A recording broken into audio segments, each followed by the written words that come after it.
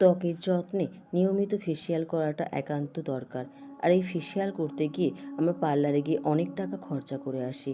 আজকে তোমাদেরকে দেখাবো ঘরোয়া উপায়ে তোমরা কিভাবে ফেসিয়াল করবে, যাতে ত্বক আরও বেশি সুন্দর এবং উজ্জ্বল হয়ে উঠবে। আজকে ফেসিয়ালের মূল উপাদান হচ্ছে মুসুর ডাল। সেজন্য আমি কাঁচা দুধ নিয়েছি, তাতে 2 থেকে 3 চামচের মতো মুসুর ডালের পাউডার ভিজিয়ে রেখে দেব।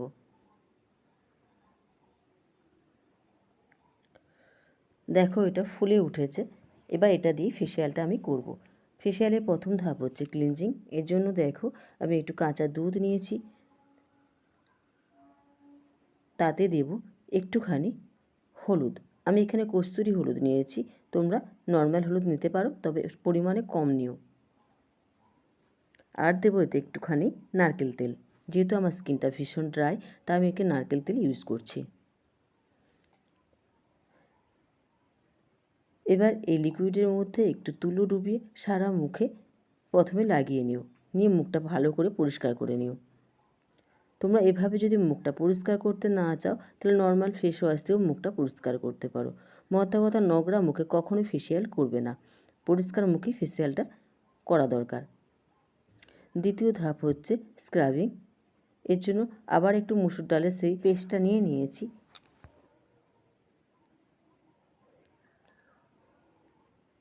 এতে দেব 1 চামচের মতো কফি পাউডার,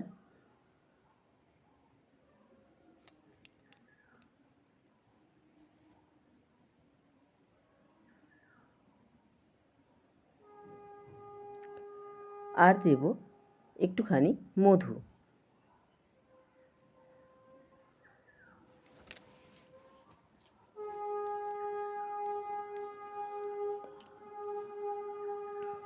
এবার এটা সারা মুখে লাগিয়ে হালকা হাতে প্রথমে মাসাজ করে নেবে, তারপর মিনিট 5 রাখার পর নর্মাল জল দিয়ে ধুয়ে নিও।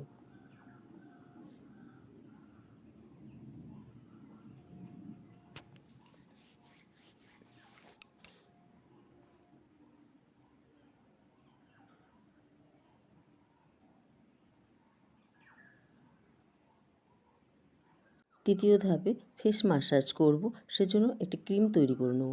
এর জন্য নেব একটুখানি অ্যালোভেরা জেল আর একটুখানি মধু।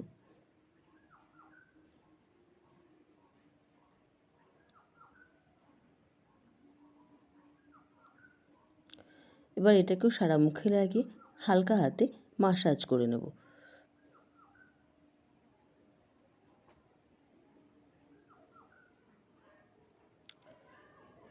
চতুর্থ ধাপ হচ্ছে ফেস প্যাক লাগাবো। এই মুখে যে ফেস ম্যাসাজটা করলাম, তারপর মুখটা ধোবার দরকার নেই, তার উপরেই আমরা ফেস প্যাক লাগাবো।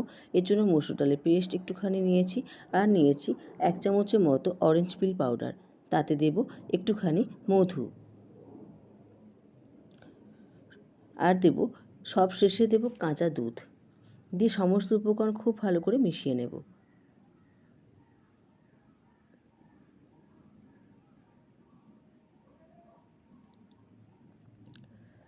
এটা মুখে লাগাবার পর 10 মিনিটের মতো অপেক্ষা করবে, কিন্তু পুরোটা শুকাতে দেবার দরকার নেই। যখন হালকা শুকিয়ে আসবে তখনই নর্মাল জল দিয়ে এটা ধুয়ে নিও।